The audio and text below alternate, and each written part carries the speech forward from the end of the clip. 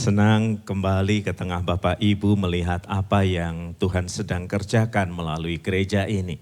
Saya percaya Tuhan yang sudah memulai pelayanan pekerjaan yang baik di antara Bapak Ibu, Tuhan yang sama yang terus memelihara kehidupan dan pelayanan Bapak Ibu di sini. Syukur kepada Tuhan.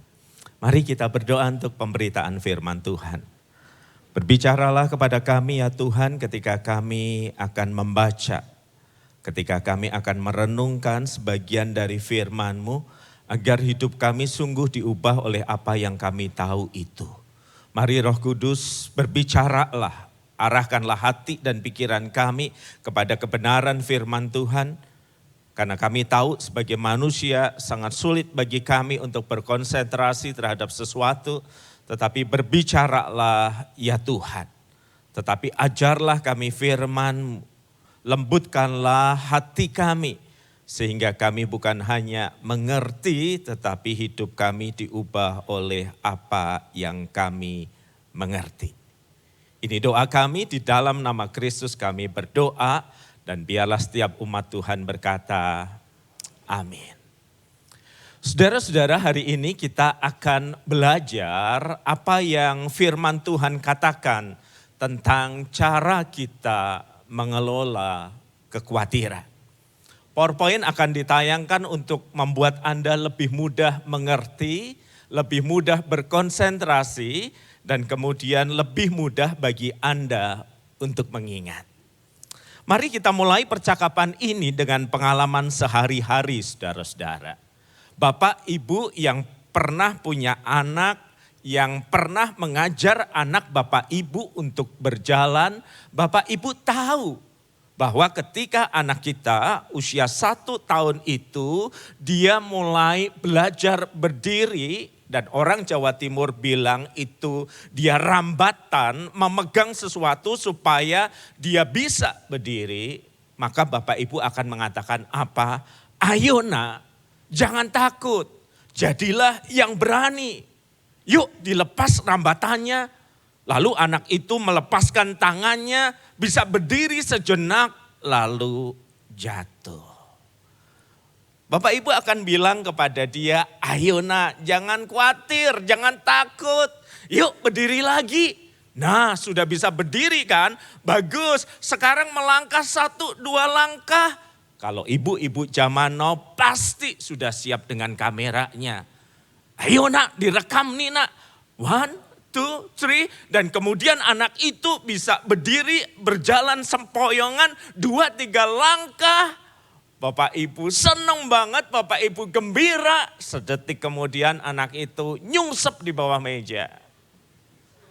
Dan kemudian apa yang Bapak Ibu akan katakan kepada anak itu? Jangan takut nak. Ayo dicoba lagi. Di kemudian hari beberapa minggu kemudian berdirinya sudah lebih kuat, sudah lebih kokoh. Dia sudah bisa berjalan 2, 3, 4 langkah. Dan Bapak Ibu khususnya ibu-ibu ingin mengabadikan. Dan biasanya bapaknya disuruh pegang kamera, ibunya di sisi sana. Ayo nak, berdiri nak, jangan takut. Yang berani, ayo jalan yuk.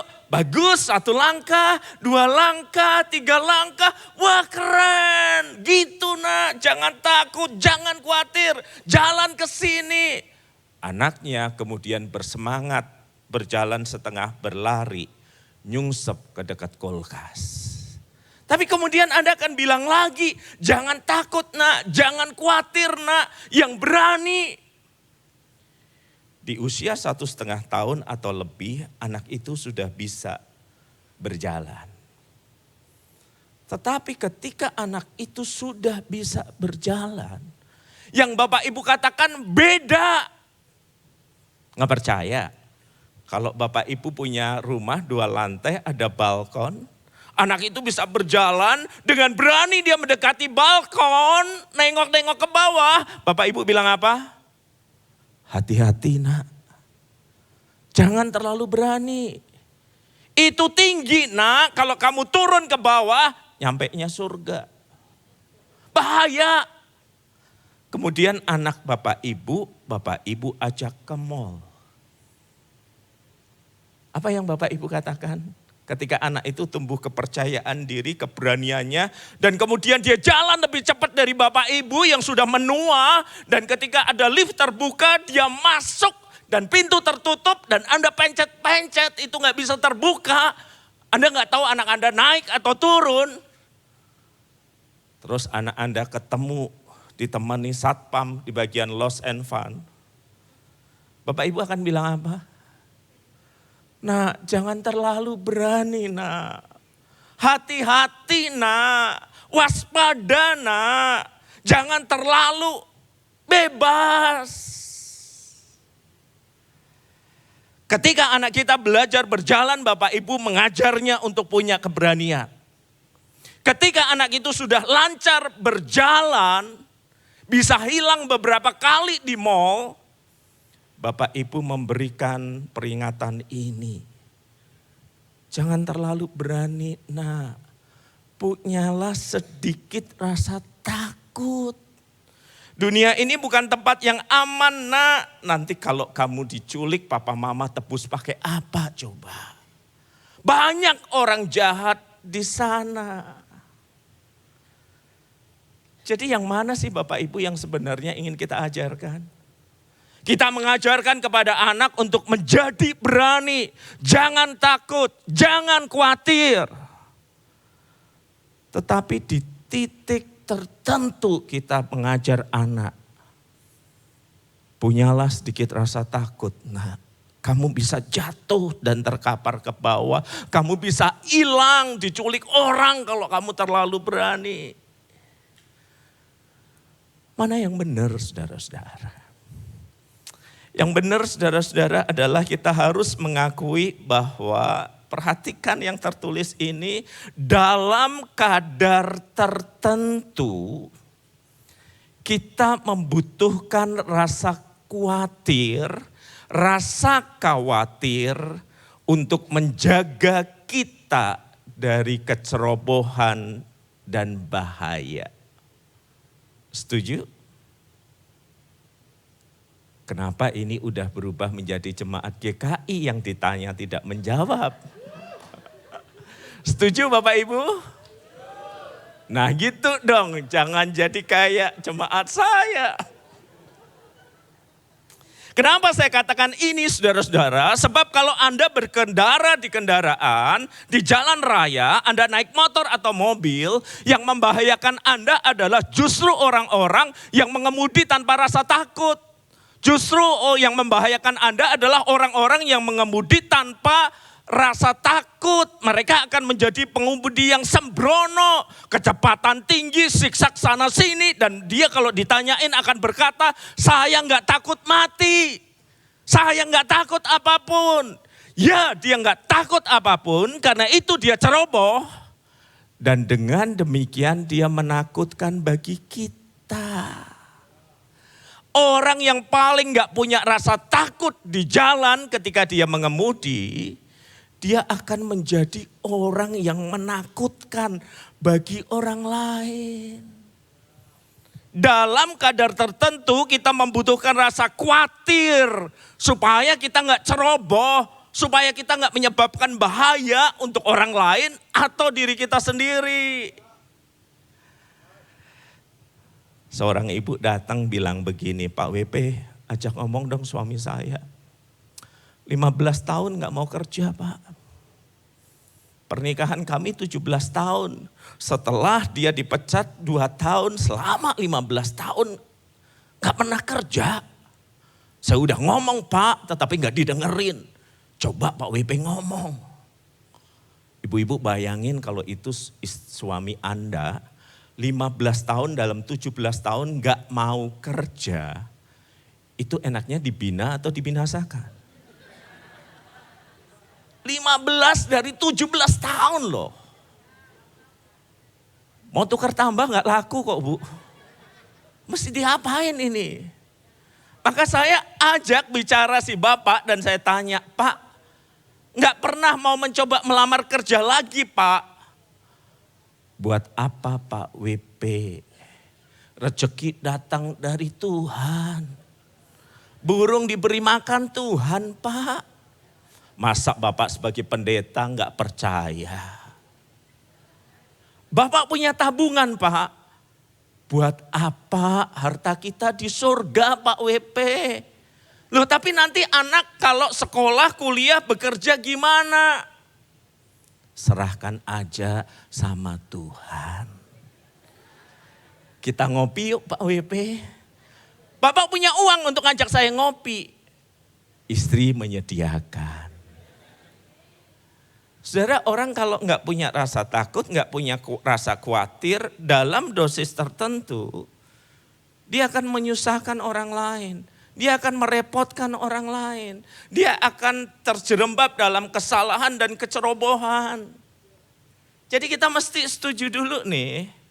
Kita ini butuh kekhawatiran dalam dosis tertentu. Dalam dosis yang menyebabkan kita bisa berjaga-jaga terhadap kecerobohan. Berjaga-jaga supaya tidak terjadi bahaya.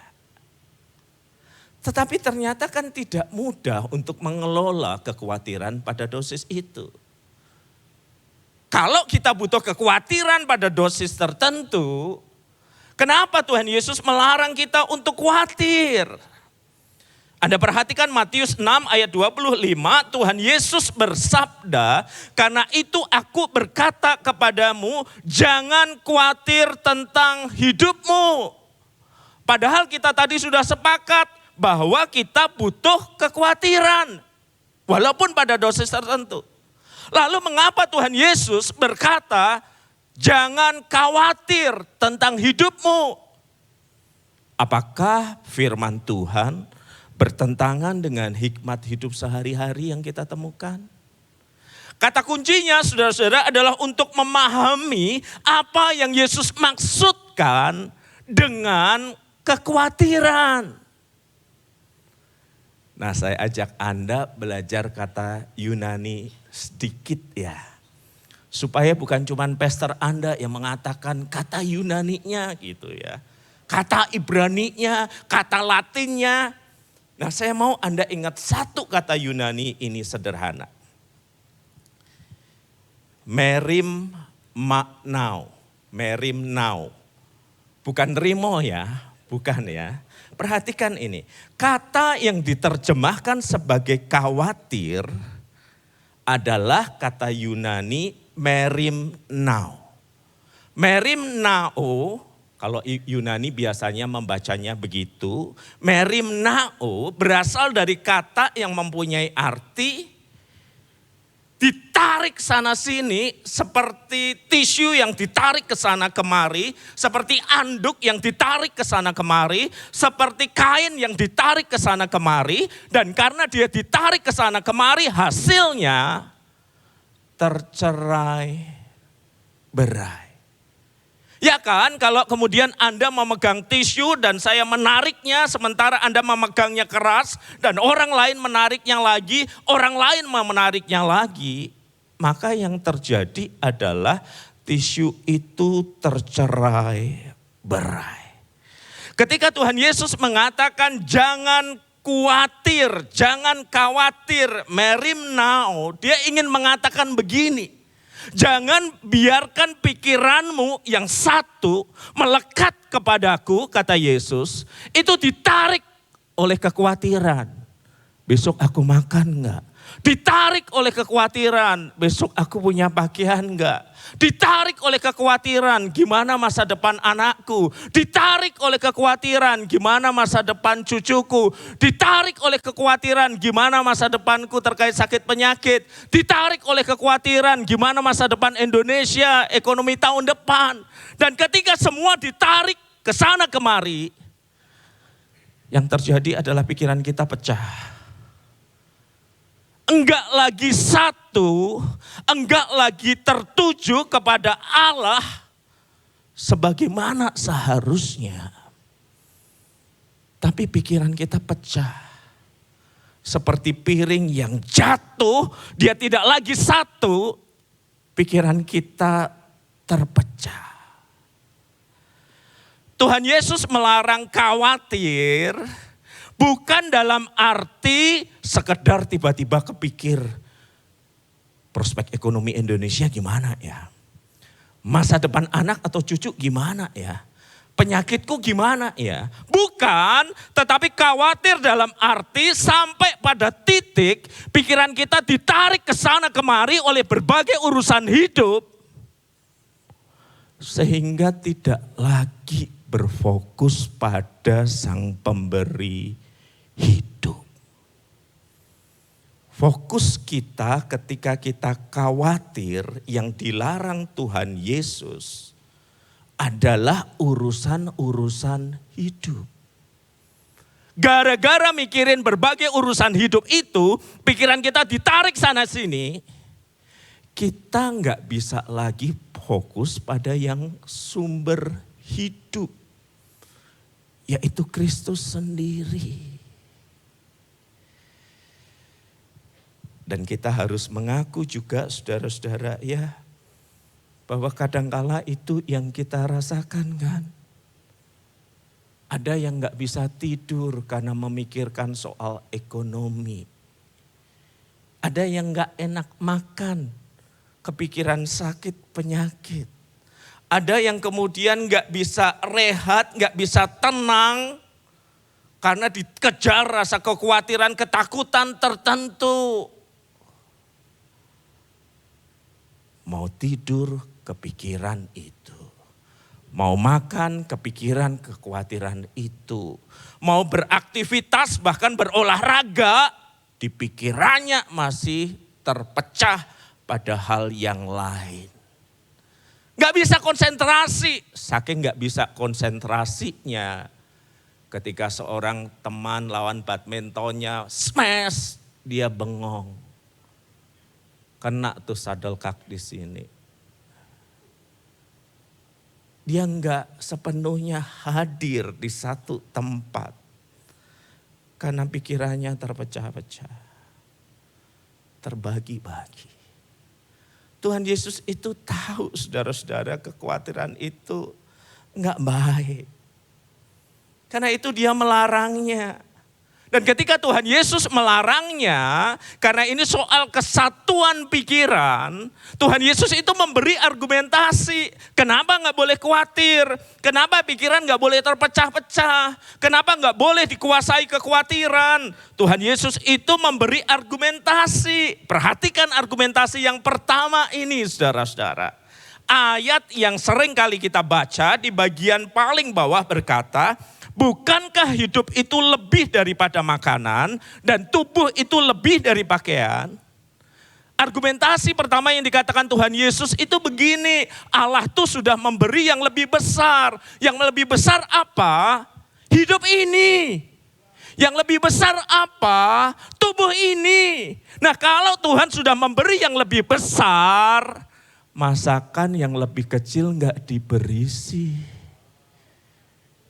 Yaitu mirip seorang anak yang dapat motor pertama dari bapaknya. Nah, ini motor untukmu. Lalu motor itu kan yang gede. Terus Pak, terima kasih. Ini jaket untuk kamu mengendarai motor. Yang lebih kecil diberikan kan. Terus ini nak helm untuk kamu pakai. Ada lagi Pak, ini payung nak. Loh apa hubungannya payung? Papa gak ngerti, soalnya papa beli motor dapat bonus itu semua sih. Ya kan kalau Anda beli sesuatu yang besar pasti ada bonusnya kan. Betul ya, jadi beli motor dikasih helm, dikasih jaket, juga payung. Apa hubungannya saya gak ngerti. Tapi bayangin penjual di dunia aja kayak gitu. Kalau Anda dapat beli yang besar, bonusnya itu ada. Nah argumentasi Tuhan Yesus juga kurang lebih kayak begitu. Kalau dia memberikan kita tubuh, dia memberikan kita hidup, itu sesuatu yang besar, yang gak bisa Anda usahakan sendiri. Masakan dia tidak memberi pada hidup Anda makanan yang lebih kecil. Entah Anda suka capcay, siomay, barongsai. Whatever lah, tapi yang lebih kecil itu akan diberikan. Kalau dia memberi Anda tubuh, kehidupan di baliknya, masakan dia tidak memberi pakaian untuk menutupinya. Jadi Tuhan Yesus ingin mengajar kita untuk melihat gini loh. Kenapa kita nggak boleh khawatir? Sampai terpecah, pikiran ada di sana kemari. Karena yang lebih gede aja Tuhan kasih. Masa bonus-bonus kecil nggak dia beri? Gak mungkin dong, pasti dia berikan. Yang kedua, mengapa Tuhan Yesus melarang kita untuk menjadi khawatir? Karena Allah tahu bahwa kekhawatiran tidak menghasilkan apa-apa. Gak ada orang lebih pintar karena khawatir. Gak ada orang lebih berhikmat karena khawatir. Tuhan Yesus mengatakan siapa di antara kamu yang karena kekhawatirannya dapat menambah sehasta saja. Anda tahu sehasta seberapa? Tahu sehasta? Nggak tahu? Pak Christian, berdiri sini Pak. Sini Pak. Saya sungkan kalau dengan Pastor Irwan karena dia lebih tinggi, dia selalu memandang rendah saya. Jadi saya cari yang sepantaran. Ya. Pak, tangannya diulurkan Pak. Enggak, satu tangan aja, bukan menyembah ya. Ini, tekuk. Sehasta, itu panjang ini. Apa ini namanya Pak? Sikut. Sampai jari Bapak yang paling panjang. Jari mana Pak? Jari tengah. Nanti kalau ditekuk kan gak sopan gitu. Segini. Sehasta maksudnya gini. Tuhan Yesus berkata, tolong berikan saya ayat lagi. Kalau kamu takut, kamu khawatir, kekhawatiran itu gak akan menghasilkan apa-apa. Dia gak bisa menambah sehasta pun pada jalan hidupnya. Bapak pengen hidup sampai umur berapa? 100 tahun. Berapa? 100 tahun. 100 tahun kayak puisi. Kalau nggak sakit-sakit. Kalau nggak sakit-sakit. Nah bayangin ya, Tuhan mengabulkan ke Pak Christian, oke Pak 100 tahun Pak karena Bapak ada di New Life ya. Terus, tapi Tuhan berkata gini, kamu nggak bisa menambahkan sehasta saja, segini Pak. Oke sekarang pertanyaannya agak matematis Pak. Kalau Bapak hidup umur sampai 100 tahun, kira-kira Bapak sudah berjalan berapa kilometer di dalam hidup Bapak? Nggak bisa dijawab. Pasti panjang kalau 100 tahun. Bisa jadi pendek kalau sehabis ini Bapak menghadap beliau. Bisa pendek. Tapi kata Tuhan Yesus, Bapak nggak bisa nambahin umur Bapak segini aja. Thank you Pak Christian. Tuhan Yesus pengen apa? Ngomong apa? Kekhawatiran tidak menambah umurmu. Mengurangi bisa. Anda gak percaya kalau mengurangi bisa? Banyak orang karena kekhawatiran, stres, kualitas hidupnya menurun, umurnya lebih pendek. Banyak orang karena kekhawatiran, ketakutan, memutuskan untuk mengakhiri hidupnya sendiri, jadi pendek hidupnya. Dan Tuhan Yesus berkata, enggak karena khawatir kamu dapat menambahkan sehasta saja, yang pendek pun kamu enggak bisa tambahkan pada jalan hidupmu. Kekhawatiran tidak membuat engkau menjadi umur panjang. Kekhawatiran justru bisa memperpendek hari-hari hidupmu. Kekhawatiran justru bisa menurunkan kualitas hari-hari hidupmu. Tuh Tuhan Yesus sudah pakai dua argumentasi. Yang pertama, yang gede aja dikasih, apalagi yang kecil. Lalu Tuhan Yesus juga menjelaskan bahwa gak ada orang umurnya jadi lebih panjang karena khawatir. Apa rahasia panjang umur Bapak sampai 90 tahun? Banyak khawatir nak, gak ada. Gak ada. Kalau ditanya apa yang membuat Bapak kelihatan lebih tua dari umur Bapak? Banyak khawatir, itu jawaban yang cocok. Buktinya pastor Anda. 40 kelihatan seperti 55. Banyak khawatir tentang masa depan Anda. Yang ketiga, Tuhan Yesus mengatakan apa?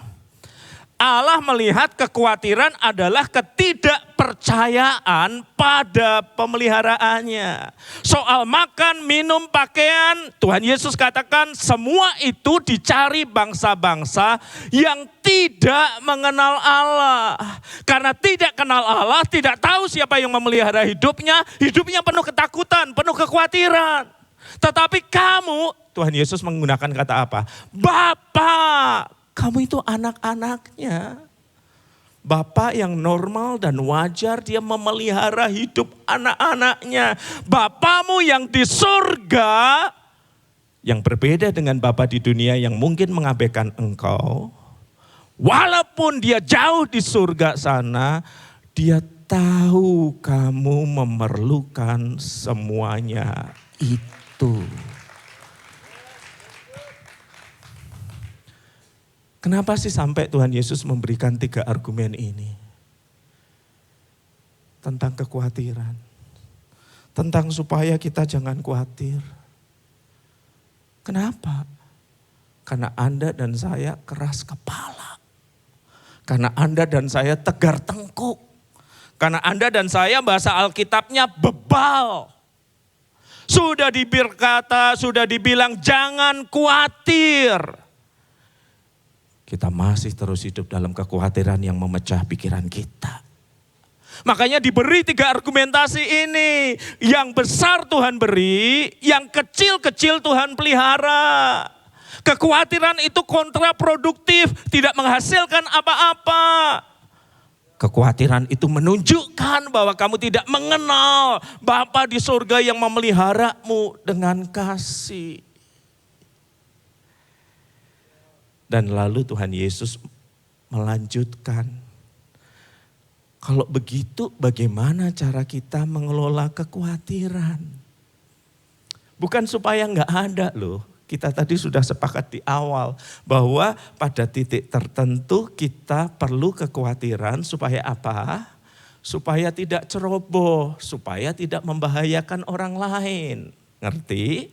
Nah sekarang bagaimana mengelola kekhawatiran itu supaya dia ada pada kadar yang secukupnya dan tidak melumpuhkan, tidak membutakan, tetapi cukup untuk membuat kita berjaga-jaga, waspada, dan kemudian cukup untuk membawa kita melekat kepada Allah. Perhatikan apa yang Tuhan Yesus katakan. Tetapi carilah dahulu kerajaan Allah dan kebenarannya. Daripada pikiranmu terpecah pada ketakutan, kekhawatiran, masalah ekonomi, kesehatan, masa depan, anak, menantu, cucu, perusahaan, dan 1001 pekerjaan yang lainnya yang menimbulkan rasa khawatir. Sebelum pikiranmu terpecah pada banyak hal itu, carilah dahulu kerajaan Allah dan kebenarannya. Maksudnya arahkan hati dan pikiranmu pada Allah dan kehendaknya daripada pada sumber kekhawatiran. Dalam bahasa sederhana, hiduplah dalam ketaatan setiap hari. Pikirkanlah bagaimana saya bisa taat setiap hari. Pikirkanlah bagaimana caranya sebelum dipecah oleh banyak sumber yang menyebabkan kita khawatir dan takut. Hari ini Tuhan meminta saya taat dalam hal apa? Saudara, kalau sampai di dalam tahap ini barangkali Anda bisa berkata begini. Pak WP itu pendeta, beda dengan kami. Enggak ngerasain susahnya hidup di dunia. Barangkali sebagian orang berpikir pendeta hidupnya di neraka. Jadi nggak merasakan kesulitan duniawi. Sebagian berpikir pendeta itu hidupnya di surga, nggak ngerasain yang susah kayak kita. Tuh sama tuh kayak bertahun yang lalu ketika kami masih tinggal di sebuah pastori. Surabaya dilanda banjir, telepon masuk, Pak WP, perumahan kita banjir nih. Betul Pak, saya mau mengungsi ke tempat Pak WP ya. Kenapa Pak? Soalnya di tempat saya Pak sudah 20 senti. Saya yakin ini nanti akan naik Pak. Maka saya ke pastori ke tempat Pak WP tinggal. Boleh kan Pak? Pasti aman kan Pak?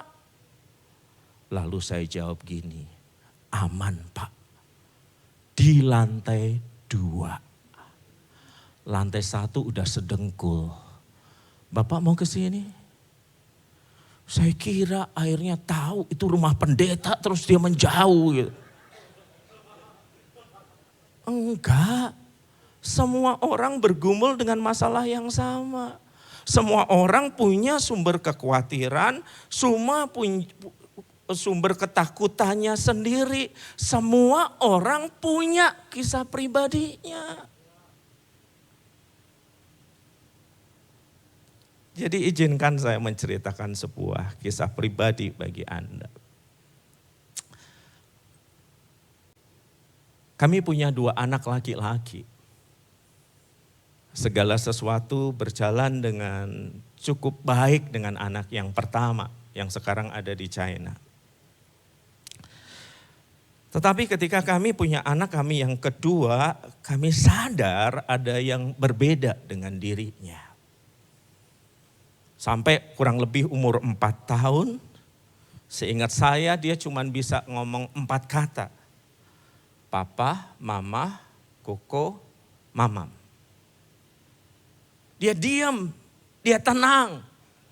Awalnya saya pikir dia introvert seperti bapaknya. Istri saya yang gelisah dan berkata, enggak, ini ada yang salah, ini ada yang keliru. Kesadaran saya muncul ke permukaan ketika suatu kali saya mengantar anak kami yang kedua ini. Ada pesta ulang tahun di salah satu restoran cepat saji di Surabaya. Entah anak saya mengingatnya atau tidak, tetapi saya mengingat peristiwa itu dengan baik. Dia duduk di depan, lalu kemudian ada datang Pak Badut membawa segala macam hadiah. Dan kemudian dia tanya, siapa yang mau hadiah? Semua anak angkat tangan, saya Pak, saya Pak, saya Pak. Anak saya aja yang duduk diam. Oke, pertanyaan pertama dari Pak Badut adalah binatang apa yang suaranya ngeong-ngeong? Wah, semua langsung angkat tangan, saya Pak Badut, saya Pak Badut. Dan bahkan ada yang memberi jawaban kucing dan yang lainnya. Dan Pak Badut lihat semua angkat tangan, kan pasti dia bingung. Lalu mic itu diberikan kepada satu anak yang enggak angkat tangan. Anak saya. Binatang apa yang suaranya ngeong-ngeong? Anak saya nggak ngejawab. Bukan karena dia nggak dengar pertanyaan itu. Bukan karena dia nggak ngerti. Tapi 4 kata yang biasa dia ucapkan kan nggak cocok. Binatang apa yang suaranya ngeong-ngeong? Papa nggak cocok. Mama nggak cocok. Koko nggak cocok. Mamam nggak cocok. Karena itu saya tahu dia diam. Lalu Pak Badut itu menarik mic-nya. Lalu dia berkata, makanya kalau sekolah-sekolah yang baik. Saya ingat dia nangis. Dia berlari ke belakang dan saya memeluknya dan saya bertanya dalam hati saya. Ini nanti jadi apa anak ini? Kalau dia tidak bisa berbicara dengan lancar, kalau dia terlambat berbicara, maka nanti kepercayaan dirinya akan terganggu.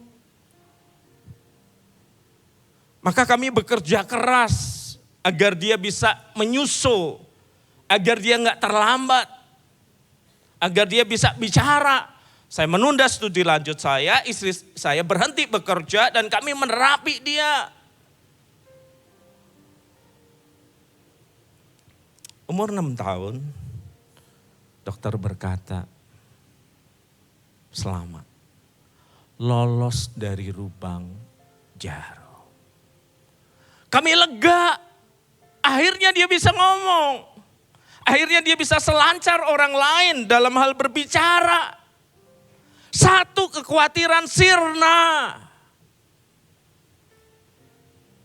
Dan fast forward, kelas 4 SD ada sesuatu yang kemudian menghantam hidup kami dengan begitu keras. Nah, kenapa nilaimu menurun? Nah, kenapa kamu gak bisa berkonsentrasi di kelas? Nah, kenapa kamu susah untuk menghafal?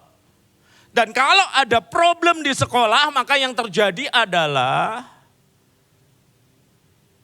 ya wali kelasnya kadang WA saya untuk ketemu dengan kepala sekolah yang adalah istri saya. Jadi reuni keluarga kami di situ. Segala catatan saya dengarkan. Kami dengarkan. Dan sampai pada titik di mana kami berkenalan dengan apa itu disleksia. Kesulitan belajar yang sangat spesifik. Yang membuat anak kami yang kedua berbeda dengan yang lain. Kelas 6 SD kami sadar bahwa dia nggak bisa sekolah di sekolah reguler. Sebelumnya berangkat sekolah jam 12 terapi sampai jam 3, jam 4. Dilanjutkan dengan les sampai jam 8 malam. Hanya supaya nggak mengejar, supaya nggak remedial terus. Sampai di titik di mana anak saya berkata, aku capek Pak. Tapi nilainya juga nggak cukup. Jadi kami pindahkan dia ke sebuah homeschooling ketika SMP. Dia nangis awalnya. Ngerasa gak punya teman, takut gak diterima dan yang lainnya. Lambat laun dia cocok dengan homeschooling itu. Sebuah sekolah kecil di mana dia harus tetap berangkat di sana, ketemu teman-temannya. Dia happy. Giliran kami yang bingung. Ini anak belajar apa sih? Gak ada PR, gak ada ulangan, gak ada ujian, gak ada seragam. Semuanya bebas. Dia happy, kami cemas. Masa depannya kayak apa? Dia jadi apa nanti? Kegelisahan besar yang memecah konsentrasi saya, setidaknya konsentrasi kami. Ingat, kekhawatiran itu memecah fokus ke hal-hal yang kecil. Urusan-urusan serius yang mencemaskan dan menakutkan. Gak bisa fokus untuk banyak hal. Dan sore itu saya sedang antri di depan ATM ketika saya membaca berita dari wali kelas anak kami. Pak WP, saya bisa telepon, ini penting dan urgen.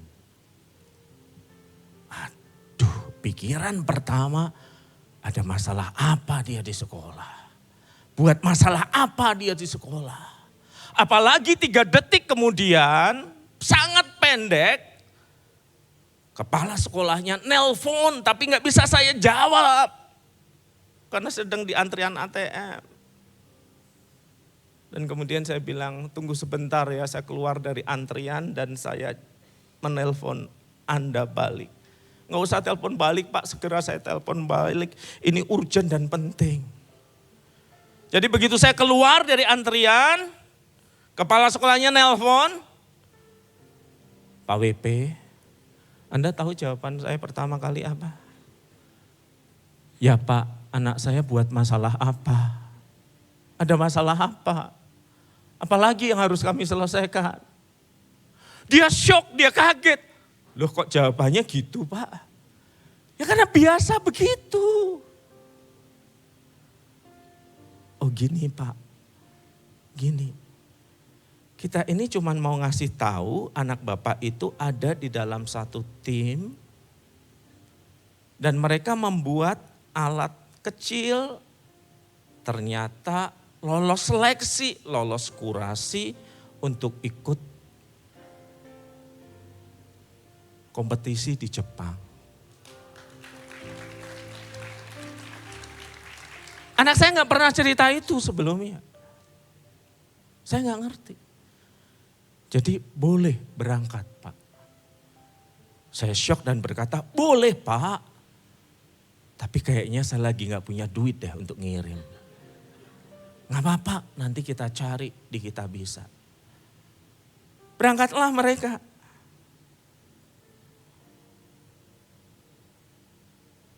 Dan kemudian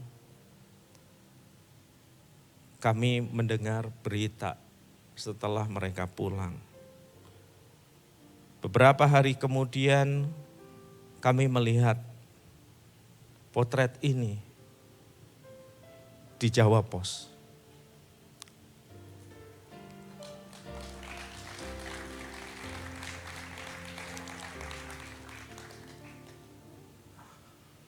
Anak saya yang sebelah sini. Kalau Anda ngerasa dia ganteng, ingat buah jatuh tidak jauh dari pohonnya. Ketika saya membaca berita ini, saya sudah mendengar tentu hasilnya sebelumnya. Seperti ada suara berkata di dalam hati, jangan khawatir. Jangan khawatir tentang masa depannya. Dia bukan cuma anakmu. Dia anakku juga.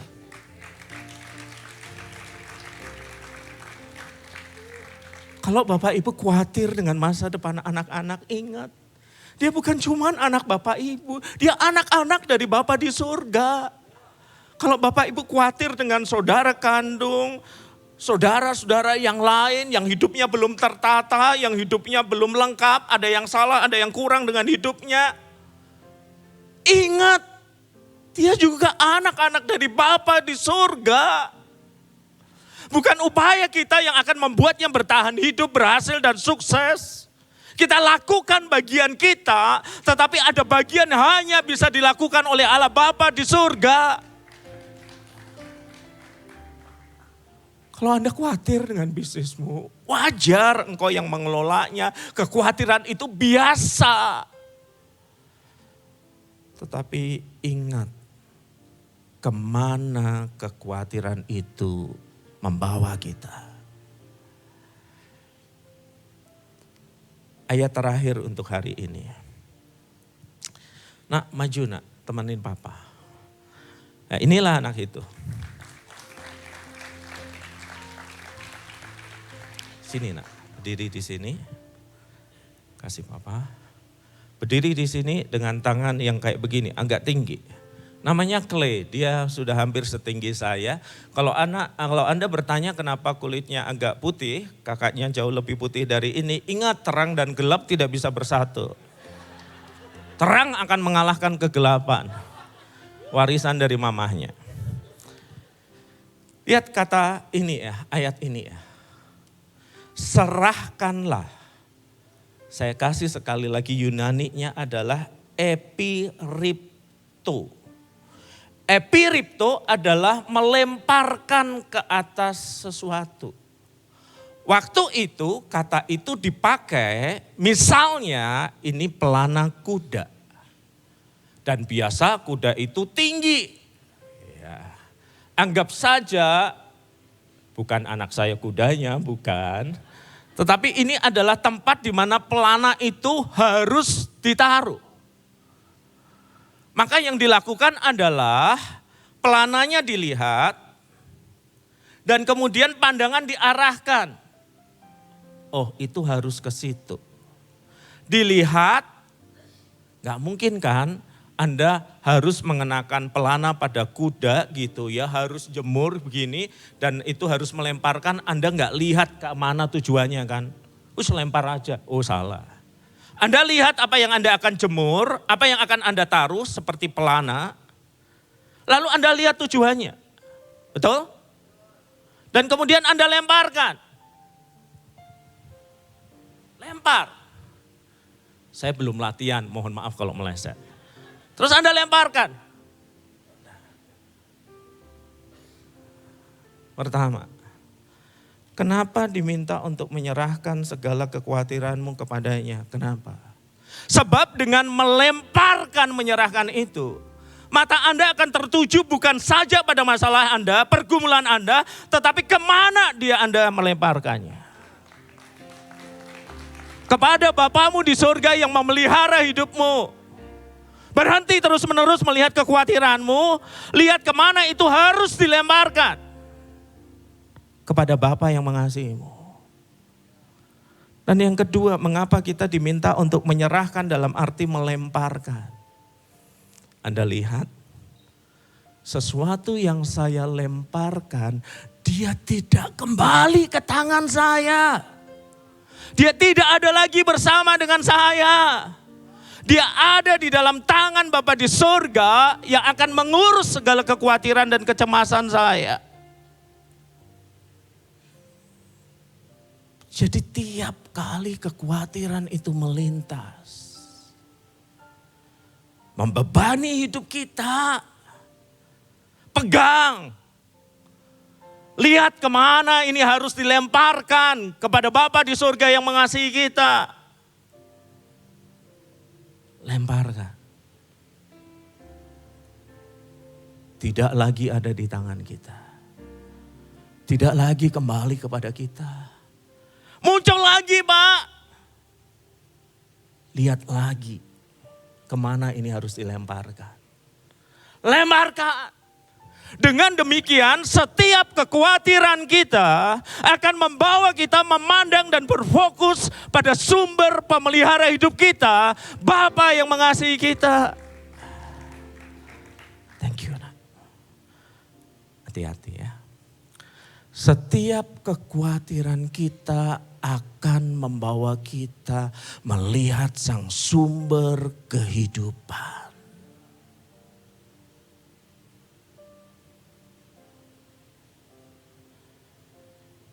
Serahkanlah segala kekhawatiranmu kepadanya, sebab Ia yang memelihara kamu. Dan jangan takut, jangan pernah takut untuk mempercayakan masa depan yang kita belum ketahui kepada Allah yang telah kita kenal di dalam Kristus. Allah yang telah kita kenal dengan pribadi dan pasti. Mari kita berdoa. Saudara, Tuhan Yesus berkata kepada kita, jangan khawatir. Jangan sampai kekhawatiran memecah kehidupan kita sehingga kita nggak bisa lagi berfokus pada Allah. Dan Tuhan Yesus tahu kita sulit untuk tidak khawatir, maka Dia sampai harus memberikan 3 argumentasi. Kalau tubuhmu Dia beri, pakaian pasti Dia perlengkapi, makan pasti Dia sediakan. Dan kekhawatiran tidak bisa memperpanjang hidupmu. Dan kekhawatiran justru menjadi tanda engkau gak kenal siapa yang kau percayai.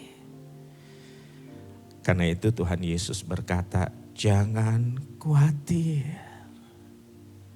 Serahkanlah kekhawatiranmu kepadanya, apapun juga. Dan ketika kita menyerahkan atau melemparkannya, mata kita tertuju kepada Allah Bapa yang mengasihi kita. Hari ini, ketika Anda mendengar khotbah ini dan berkata, ada satu kekhawatiran yang terus memenuhi hidupku, terus memenuhi pikiranku.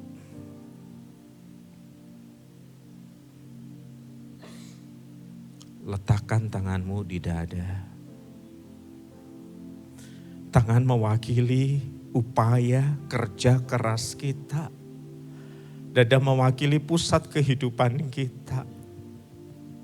Letakkan tanganmu di dada untuk mengakui bahwa ya Tuhan, aku cemas. Aku khawatir. Aku sampai nangis-nangis mikirin ini, tetapi semuanya enggak menjadi lebih mudah lagi, justru makin kuat. Sesek mikirnya, lelah.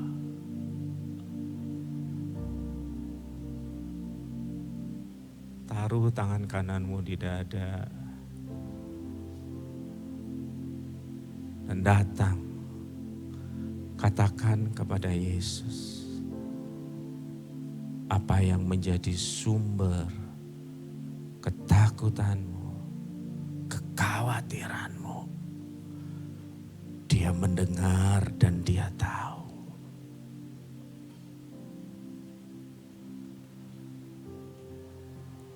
Tuhan, lihatlah setiap tangan yang telah ditaruh di dada. Ya, kami punya rasa takut. Ya, kami punya rasa khawatir. Ya, kami punya rasa cemas. Kami datang saat ini kepadamu.